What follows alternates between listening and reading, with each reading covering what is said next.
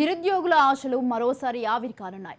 ఎలా అయినా ఈసారి గ్రూప్ 2 కొట్టాలి అనుకునేవారు ఇంకొన్ని రోజులు ఎదురు చూడక తప్పేలా లేదు. ప్రస్తుత పరిస్థితి చూస్తుంటే గ్రూప్ 2 ఎగ్జామ్ మరోసారి వాయిదా పడనుంది. షెడ్యూల్ ప్రకారమే వచ్చే నెల 6, 7 తేదీల్లో పరీక్ష జరగాల్సి ఉన్నా దానికి ఏర్పాట్లు పబ్లిక్ సర్వీస్ కమిషన్ చేయలేదు. చైర్మన్తో సహా పలువురు సభ్యులు రాజీనామా చేశారు. దీంతో పరీక్ష ఎప్పుడు జరుగుతుందో కూడా తెలియని సందిగ్ధత నెలకొంది. కొత్త ప్రభుత్వం వచ్చిన గ్రూప్ 2 అభ్యర్థులకు మాత్రం తిప్పలు తప్పడం లేదు. ఇంకా ఎదురు చూపులు చూడాల్సిన పరిస్థితి.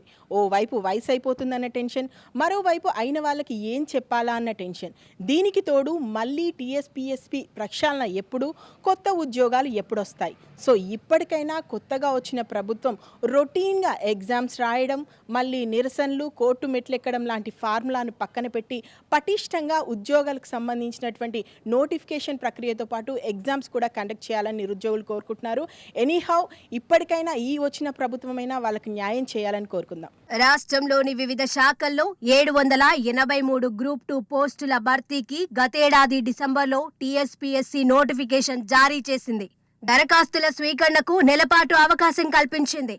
5,50,000 మంది అభ్యర్థులు దరఖాస్తు చేసుకున్నారు.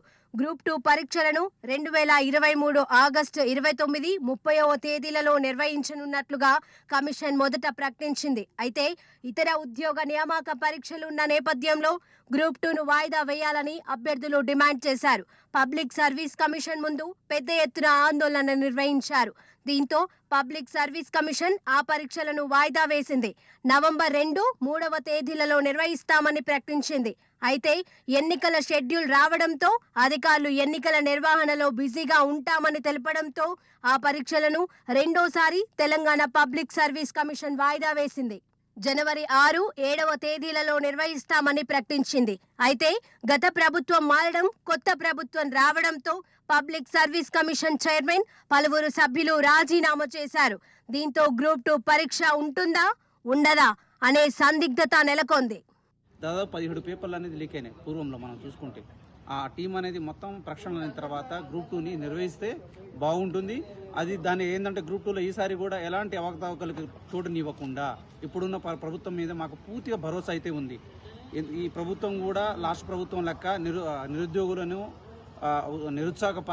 పడకుండా మంచి వాళ్ళ యొక్క భవిష్యత్తు ఏదైతే వాళ్ళు నిర్మించుకున్నారో, ఏదైతే తెలంగాణ వాళ్ళ యొక్క నినాదం ఉందో ఆ నినాదంతో ఏదంటే నీళ్లు నిధులు నియామకాలు ఉందో ఆ నియామకాలను సహజంగా నిర్వహించే విధంగా అందరికీ ఎలాంటి పేపర్ లీకేజీలు కానీ ఎలాంటివి జరగకుండా ఇప్పుడైనా ఈ ప్రభుత్వం వచ్చిన ప్రభుత్వం కూడా వీళ్ళకి నిరుద్యోగుల పక్షపాతిగా ఉంటుందని, ఇంకా మరిన్ని ఉద్యోగాలు తీస్తాయని అనుకుంటూ జనార్దన్ రెడ్డి టీము పేపర్ లీకేజీలు మొత్తం చేసేసి నిరుద్యోగుల యొక్క ఆశలను వమ్ము చేసినటువంటి కారణంగా వాళ్ళను రేవంత్ రెడ్డి గారు వాళ్ళని రాజీనామా చేయమనడం, వాళ్ళ రాజీనామాను ఇంకా ఆమోదించకపోవడం, గవర్నర్ దగ్గర పెండింగ్ ఉండడంతో ఇప్పటివరకు ఎలాంటి అంటే ఎగ్జామ్కు సంబంధించినటువంటి నిర్వహణకు సంబంధించినటువంటి కసరత్తు చేయలేదని చెప్పేసి దానికి గవర్నమెంట్ కూడా ఖచ్చితంగా ఎప్పుడు నిర్వహిస్తామనేటటువంటిది, అంటే ఇప్పుడు మనకు మేనిఫెస్టోలో పెట్టారు ఫిబ్రవరిలో నోటిఫికేషన్ ఇస్తామని చెప్పేసి, దాన్ని ఫాలో అవుతారా అంటే నిరుద్యోగులకు వాళ్ళు ప్రిపరేషన్కు టైం ఇస్తుండ్రా లేదా అనేటటువంటిది